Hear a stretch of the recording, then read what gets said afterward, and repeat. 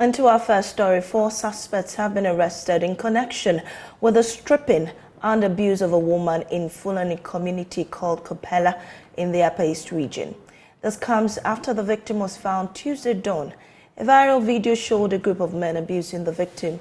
They stripped her naked, filmed her, and touched her private parts. They accused her of having a hand in the death of her husband.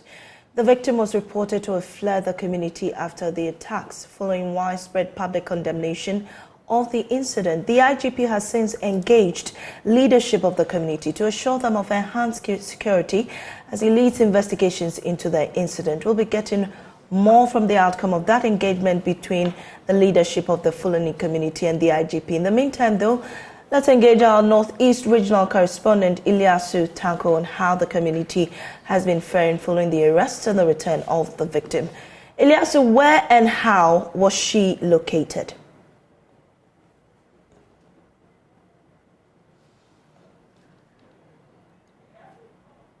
Managed to fled into the bush, and then she went to Zebila where she has some family relatives. And they're sensing danger because she felt that her life was in danger and her attackers could follow up in Zebila. So the family quickly mobilized, took their belongings and left the Zebila community to a community in the West Mampresi municipality, closer to Wulugu precisely, to be precise, where they went and they were hiding. And so the police, after investigation, or after the video leaked, through their investigation, found this lady in the West Mampresi municipality, the community in that particular municipality. And as I speak to you, she's currently in the Upper East Regional Capital, assisting the police in the investigation. Ilyasu, in which state was she found in? Has she spoken about where she went to and how she's doing since she left the community? Is she okay? Well, I managed to speak to her yesterday through a third party, and then she told me that she was not the only person who was abused. It appears that the attackers actually went out looking for Fulani women to molest in reaction to a claim that a Fulani man had raped a local woman in that particular community. So the locals, according to her, mobilized themselves, went into the bush where the Fulanis are mostly based. And according to her, 5 other girls were raped. And she said she was with 4 other girls returning from the market. And you have to pass through the bush before you go to their camp where the Fulanis are based. And so she was with the other girls on their way home when these men accosted them and did that to them. And she mentioned that another girl called Rukaya was raped by 5 men, and the police are also following that particular case. I understand that particular girl has also been located. She has been asked to go to the Zebila District Hospital for a medical checkup, and then the police will pick it up from there. So it appears not only this particular girl, who, by the way, is also called Rukaya Yakubu. She's 26 years. She's a mother of 1. It appears she's not the only person who was raped in this particular case. As she mentioned, more than 5 other girls were also raped.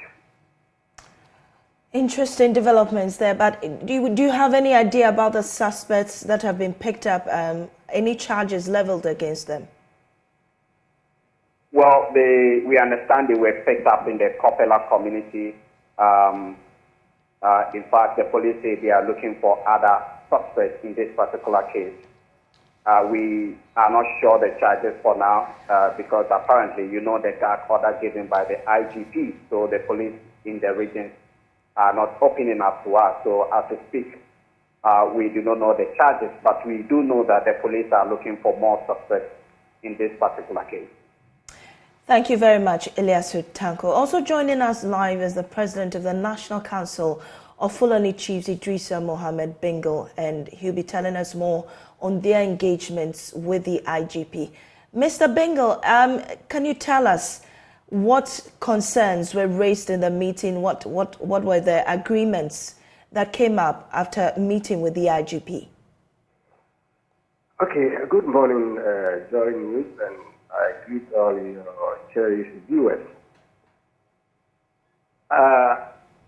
Yes, our meeting was rather a conference call. And I want to commend Mr. Fulani and security aspect who organized that meeting. We were assured by the IGP that they are not going to leave anybody who is involved in this. So we should rest assurance. And true to his words, yesterday morning we woke up to hear about 4 suspects has been picked. So we commend the IGP and his team for the swift action they have taken so far. But as your reporter said, it is not only this lady in particular that has been a victim. You see, the report was coming in pieces. So we are now also gathering our facts through our men on the ground to know actually what happened. But so far, what the police did, we are very, very much appreciate. We appreciate because this lady in particular, she's now in safe hands with the police in Bolgatanga. My information is that they have given her a place with her family, and the police is taking care of her and even organizing to get a medical psychologist to come and see her, and they are giving her the best of attention. So we are very, very grateful. We are happy with this particular development. But then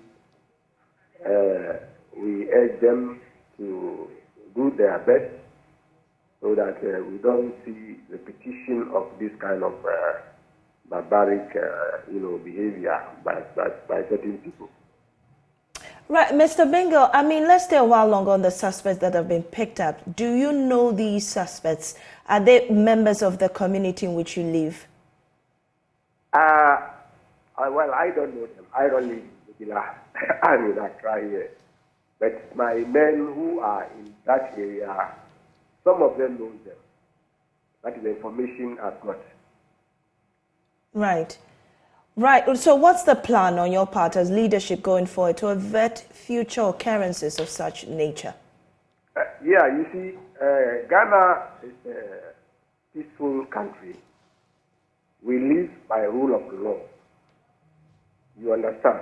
Mm-hmm. So if I have been offended and I've taken my matter to the law security agencies, all I need is justice.